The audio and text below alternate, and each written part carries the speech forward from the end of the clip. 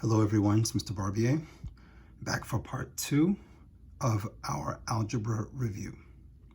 So, in this video, we are going to look at the second two parts of the review sheet, part 3 and part 4.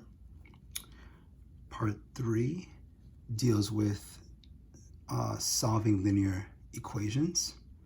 Okay, and part 4 deals with solving linear inequalities. Let's look at linear equations first. So you're told here for part 3, solve for the variable in each of the following linear equations. And we're given 3 linear equations and we're told to solve for the variable, okay, that being x. Once again, you will work out these 3 problems on your own, but let's quickly review our steps for solving linear equations. So let's remember the goal is to isolate the variable, okay? We're going to follow these steps. Draw a line going down the equal sign. If there are parentheses in the equation, we use the distributive property to eliminate them. We combine like terms on the same side of the equal sign first, then combine like terms on opposite sides of the equal sign. Remember, when you cross the line, you change the sign. Then we do the opposite operation of addition or subtraction first, then do the opposite operation of multiplication or division second. Solve for the variable. Check your answer by plugging the value for the variable back into the equation. And step 6 obviously is optional if you're not sure whether your answer is correct. Okay? Let's look at some practice problems. So, here's my practice problem number 1. 5x minus 12 equals 38. Let's follow our steps. Step 1, draw a line going down the equal sign. Let's do it.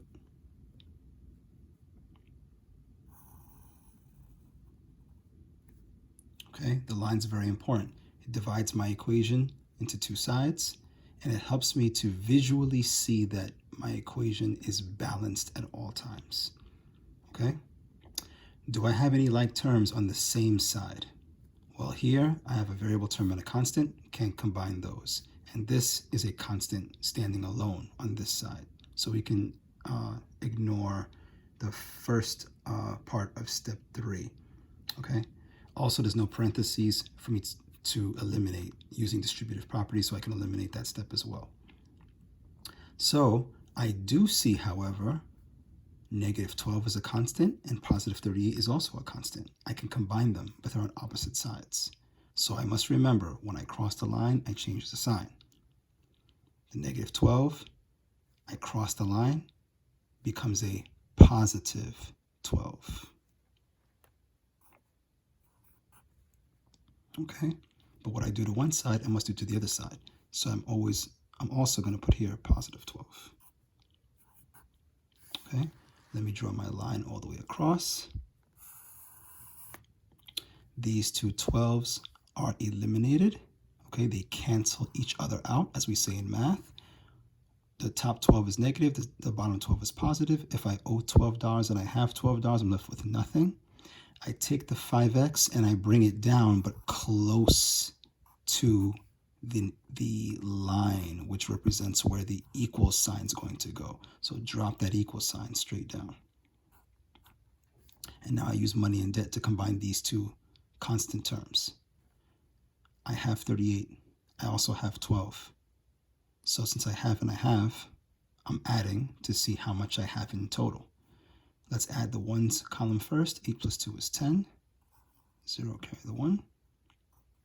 3 plus 1 is 4, plus another 1 is 5. And now I do the opposite of multiplication because 5x means 5 times x. Let's not forget that.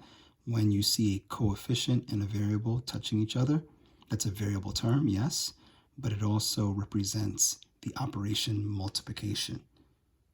So I do the opposite of multiplication, which is division. And I show division in algebra using a fraction bar. So I put a fraction bar underneath the 5x, I put a fraction bar underneath the 50, and I divide both sides by 5. Always divide by the coefficient, okay? Never divide by the variable. The two coefficients cancel each other out because 5 divided by 5 is 1, but I don't need to put a 1 because when I drop the x, the coefficient 1, we say in math, is understood to be there. Therefore, it's invisible, essentially, okay? 1x and x are the same thing, right? I don't need to put the 1 because the 1 is understood to be there. So now I drop the equal sign, and this is just 50 divided by 5. 5 times what gives me 50? If you say 10, you are correct. X equals 10. We're done. Okay, it's that simple, very simple. And I'll show you just one quick time how to check your answer in algebra. Let's quickly check this. So I have the equation 5x minus 12 equals 38. All right, I keep the 5, and because my value for x is 10, I substitute 10 where x is, but wait a minute, I don't want 510, so I'm going to put the 10 in parentheses. Okay, let's continue. I'm going to use order of operations to see if the left side of my equation equals the right side of my equation. So 5 touching 10 means 5 times 10, which is 50. Drop the negative 12, drop the equal sign, and the 38. And now 50 minus 12, ladies and gentlemen, when in doubt, write it out. Okay? I can't take 2 from 0, borrow from the 5, make it a 4. This 0 becomes a 10. 10 minus 2 is 8. Very good. 4 minus 1 is 3. Very good. Go back. This gives me 38. And ladies and gentlemen, drop the equal sign, drop the 38. And because 38 equals 38, check over the equal sign. All right. Let's look at question number 2. 2/3 x plus 4 equals 28. Again, draw the line going down the equal sign. Okay? I don't have like terms on the left side. This is a variable term, this is a constant term. And 28 is alone on the right side. But I do have like terms on opposite sides. Yes? 4 is a constant, 28 is also a constant. Now, to combine them, I must cross the line and change the sign. Can I bring the 28 over to the 4? If you say no, you are correct because that would give me an unbalanced equation. The right side of my equation would be left empty. But can I bring the 4 over to the 28? Yes. Okay, that would keep my equation balanced. But if I bring the 4 over, the positive 4 will now become a what? If you said negative 4, you are correct. Okay, but what I do to one side, I must do to the other side. These two negative 4s will cancel each other out. I drop the 2/3 x, again, close to the equal sign. Don't forget that. Drop the equal sign. 28 minus 4. 8 minus 4 is 4. Drop the 2. Okay, 24. Now, ladies and gentlemen, we have a choice. We want the x to be alone. I can multiply both sides by the reciprocal of 2/3. Let's remember what reciprocal means. Reciprocal means to take a fraction, such as 2/3, and you invert it. The denominator becomes the numerator, and the numerator becomes the denominator. This is what we call the reciprocal.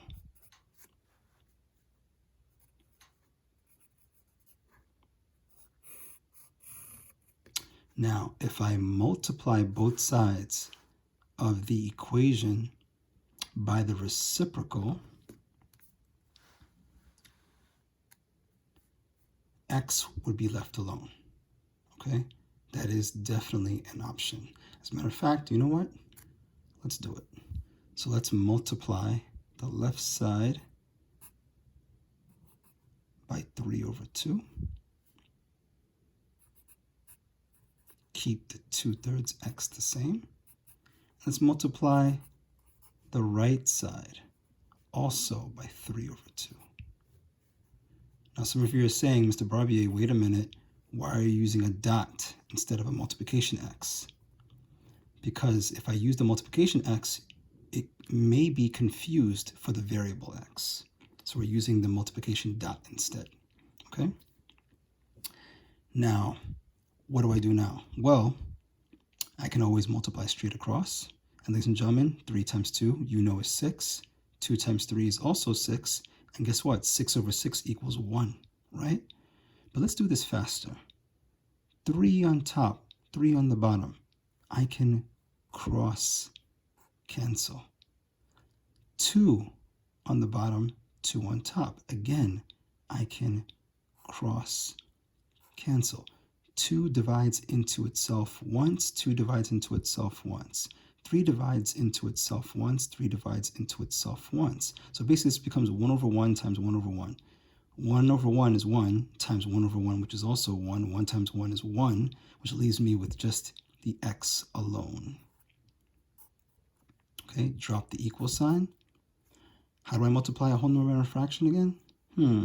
I remember, right? 24 over 1, make it into a fraction. Yes, very good. And keep this fraction the same. Now, folks, let's look at this. Remember I said that when you have big numbers, it's best to cross cancel instead of multiplying straight across? I think this is one of those times. Let's cross cancel, okay? Let's make our lives a little easier. So how do we cross cancel again? Well, I look at 24 and look at 2, and I say, do they have a common factor? Is there a number that can divide into this numerator and this denominator? Yes, I can divide both of these by 2. 2 goes to 2 once, right? And 2 goes into 24 12 times. Okay.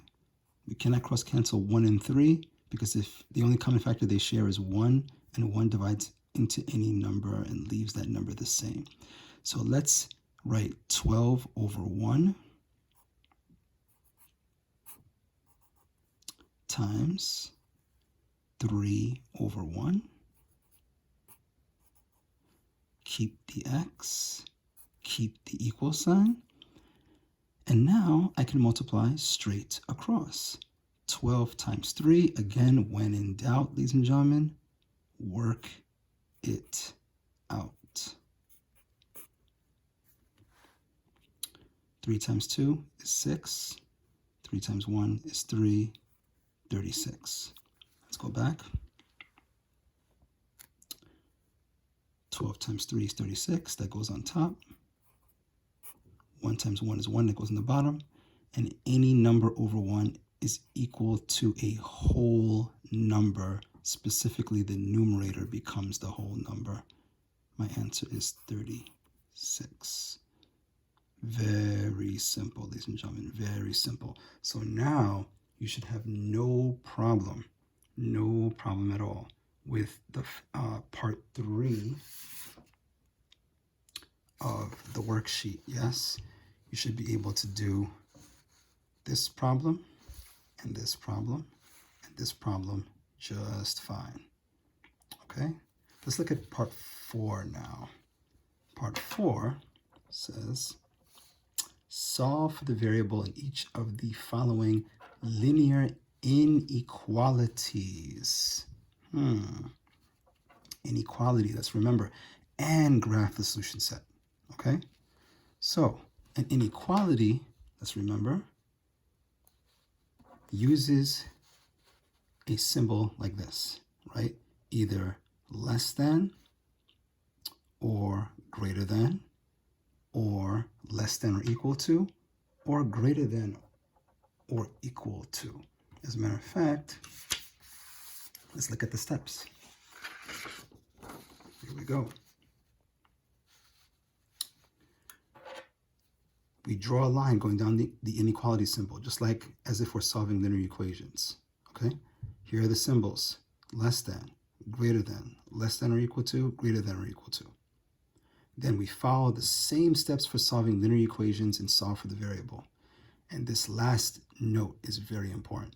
If you divide or multiply both sides of the inequality by a negative number, you must flip the inequality symbol.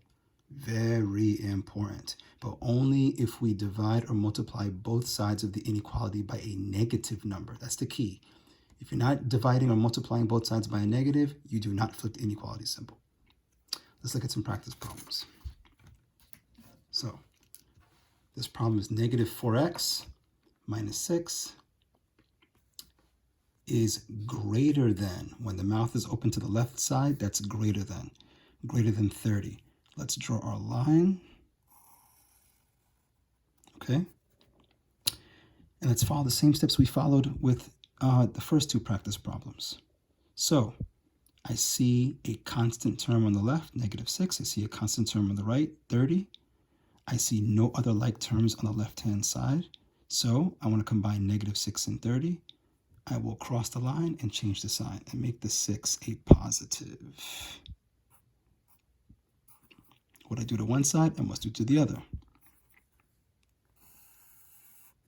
Okay, these two 6's will cancel each other out. I drop the negative 4x. I drop the inequality symbol, greater than, and 30 plus 6, if I have 30 and I have 6, I have 36. Okay, now I want the x alone. Negative 4x means negative 4 times x. I do the opposite of multiplication, which is division. So I'm going to divide both sides by negative 4 because that is my coefficient. Ladies and gentlemen, let's remember, we do not cross the line and change the sign here. We only cross the line and change the sign when we are combining like terms, right? Negative 4x and 36 are not like terms. Negative 4x is a variable term. 36 is a constant term. Okay, so at this stage of the problem, all I want to do is get x alone by doing the opposite of multiplication, which is division, and therefore I keep the sign the same. Do not make the negative 4 a positive 4. Okay, remember, we only do that when we are combining like terms. It's the only time we do that. These two negative 4's will cancel. I drop the x. 36 is positive, 4 is negative. In division and multiplication, if I multiply or divide a positive and a negative, the signs are different. Therefore, the sign is what? If you said negative, you are correct. And 4 goes into 36 how many times? If you said 9, that is correct. Very good. Now, ladies and gentlemen, here's the part to pay attention to. Very close attention. We divided the left side and the right side. We divided both sides by a negative 4, did we not? We divided by a negative 4. The coefficient was a negative 4. What did we say earlier? That when we divide or multiply both sides of an inequality by a negative, we do what to the inequality symbol? Let me remind you. Here it is. If we divide or multiply both sides of the inequality by a negative number, we must what? Flip the inequality symbol. So in other words, this symbol, this greater than, now becomes less than. Okay? And I have here x is less than negative 9. Now, we are not done. There's one more very important step. We were told in the directions, let me erase this and create some space. We were told to graph the solution set. So Here's how that works. We are going to draw a number line. Very simple number line.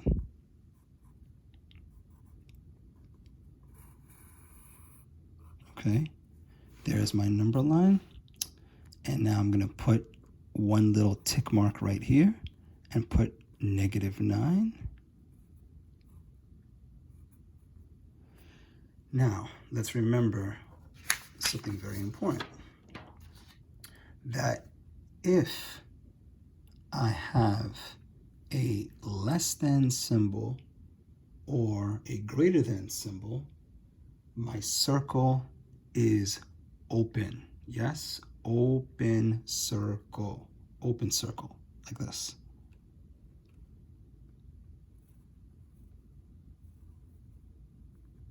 And the reason for that is because if x is less than -9, that means -9 is not in my solution set, right? It is not in my solution set if x is less than -9.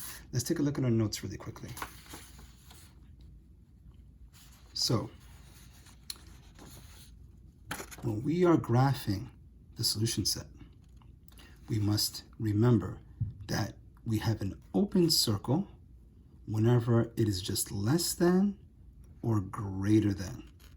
Why? Because again, less than or greater than means that my solution set is every number that's either lower than -9, okay, or in this case, less than -9, or if it was a greater than symbol, my solution set is all numbers that are greater than -9. So open circle means that this number here, this answer, -9, is not in the solution set, okay? Just all values that are less than -9 are in my solution set.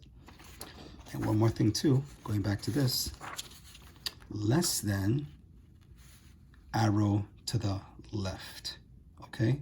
Greater than, arrow to the right. So let's do that. So my arrow, because it's less than, is going to go to the left, like this. You can either make the arrow above the number line, or you can shade the number line itself, but just very, very dark, okay? All values less than -9, meaning whatever value this is, directly to the left of -9, would be my solution set. What value would that be, if you think about it? Well, if I'm going to the left, I'm going away from 0, which is to the right. That means this would be -10, correct? And then here would be -11, -12, -13, 14, 15, and so on. This is what we call the solution set.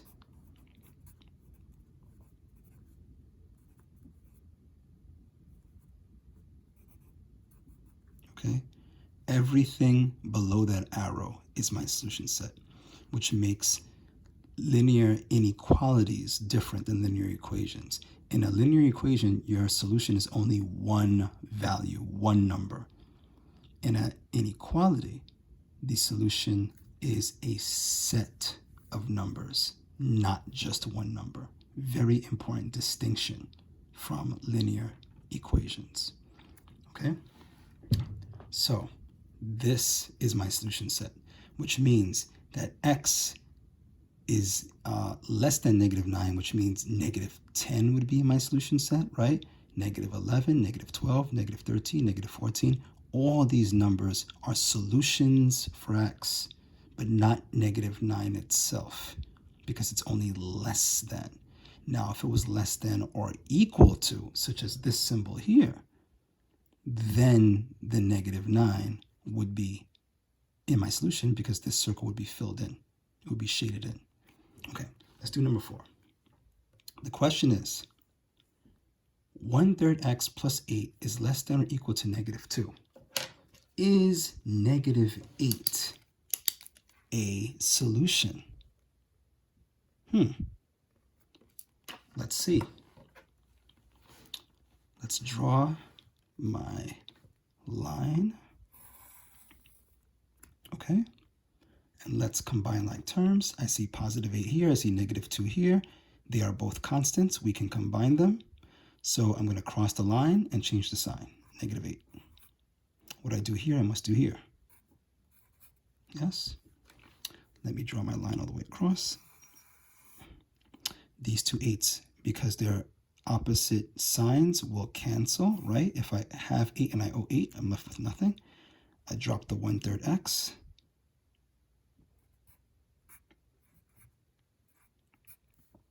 Drop the inequality symbol. Less than or equal to. And let's use money and debt. If I owe $2 and I owe 8 more dollars, then altogether I owe $10. Now, ladies and gentlemen, I have two options. I can either multiply both sides by the reciprocal, but guess what? Because my fraction is 1/3, I could do something a little easier. I can just multiply both sides by the denominator. Why is that? Because the numerator is a 1, right? And if I multiply by the denominator, these two 3's will cancel, and it leaves me with 1x, which is the same thing as just x. So let's do that. Let's multiply the left side by the denominator, which is 3. And also, of course, whatever you do to one side, you must do to the other side. Okay? These two 3's, they cancel each other out. And let's remember why. Because if I put 3 over 1 to make it a fraction, I could cross cancel. So this 3 cancels out this 3, which leaves me with 1x, which is the same thing as just x. So let me just leave the invisible 1 out of it. Negative 10 times 3 is what? Well, the signs are different. Therefore, the sign of my answer is negative. 10 times 3 is 30. Now, here's the question I have for you. Do I flip the inequality symbol, yes or no? I'll give you a couple of seconds to think about that. Now, if you said, yes, Mr. Barbier, it flips because my 30 is negative, I would say to you, think again. Ladies and gentlemen, it's not about whether this number here is negative. The question is, did we multiply or divide both sides by a negative number? We multiplied by 3, did we not? The 3 is positive. Therefore, this inequality symbol stays the same. So if you said, no, we do not flip it, you are correct. There it is. Now, let's graph the solution set. So let me just give myself a little room. Let me make my number line. Tick mark. Okay. Negative 30 goes right here. Okay, someone tell me, please, whether it's an open circle or closed. If you said it is a shaded circle or closed circle, you'd be correct, because, ladies and gentlemen, let's take a look at this chart once again. When I see that bar, the equal to bar, right? Less than or equal to, greater than or equal to. Notice it is a shaded in circle, what I call a closed circle. Very important, because that bar, that little line, means equal to. So I do have here a shaded circle, which means that negative 30 is in my solution set. Remember, x is less than or equal to negative 30. Negative 30 is in the solution set, okay? Now, because it is less than or equal to, I have to have an arrow going somewhere. Tell me, does it go to the left or to the right? If you said to the left, you are correct, because, and a very simple way to look at that is that this looks like an arrow, the tip of an arrow. The arrow is pointing to the left. That's where my arrow goes, which means that my solution set is negative 30 in all values less than negative 30. Okay, once again, this arrow represents my solution set. This entire everything under that arrow. Okay, the values this way are not in my solution set. Okay, so let's remember, right? This is a number line, okay? A non-traditional number line, but it is a number line. And if I were to go this way in a number line, right? Well, here's negative 30. If I were to go this way, this number is closer to 0, so this would be negative what? If you said negative 29, you're right. And this would be negative 28, and then negative 27, negative 26, until we get to 0, and then we hit the positives, right? But going this way, we would have negative 30, which is my solution, correct? And then what? Negative 31, yes, negative 32, negative 33, which means I'm going further in debt this way, all right? So let's go back to the question. The question is saying, is negative 8 a solution? Well, if this way my debt increases, right? Negative 31, negative 32, negative 33. I'm not going to hit negative 8 going in this direction. Negative 8 is in this direction, right? So therefore, the answer to this question is no.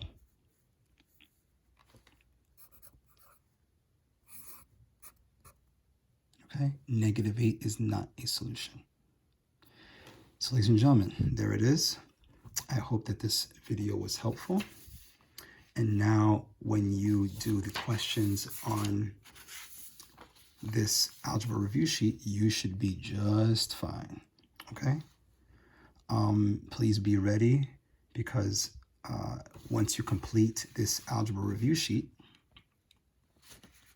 there will be a full test following this algebra review sheet. So make sure that you practice.